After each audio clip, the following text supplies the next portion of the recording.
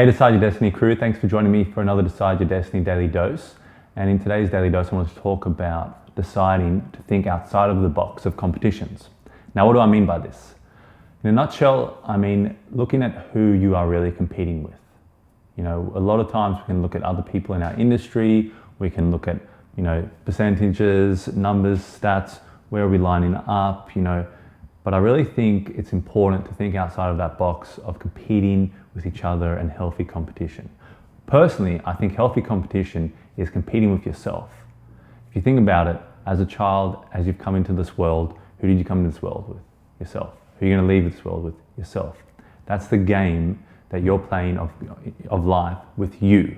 And you competing and getting involved and seeing what you can do to make yourself better in your life and compete with your best self again and again and again is really the joy and the excitement in life.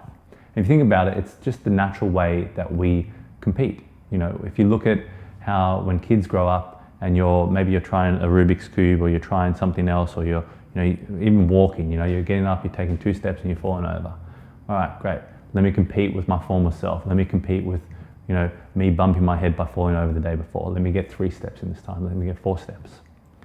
And if you think about a lot of the people that are the game changers, that are making, that are going to make this world and this humanity a better place, they're going to have to be in uncharted territories. They can't be competing with other people who, are also in those territories. They're going into uncharted territories. No one's been there before. You think of someone like Usain Bolt. When he was running far ahead of everyone else, he wasn't competing with the person next to him. He was competing with himself to hit that line as fast as he could, and he brought his own style, he brought his own flavor to the show, and it became the show of Usain Bolt. So that's really what's important when you're competing with yourself. You're able to set yourself apart, and you're able to reach heights that are incredible. So yeah, guys, and look, personally, I know a photographer who he would take photographs, and he'd also have his daughter take photographs at weddings. And his daughter would take these photographs from lower angles and different perspectives and unusual photographs. And a lot of the time, the bride and groom love the photographs that the daughter took. Now that's a guy that has decided to exist in his own lane and try something different, and is competing with himself in that area. So these are some of the things some of the ways that you can think about competing with yourself in your life. I think it's really the best and the most healthy way of competition going forward.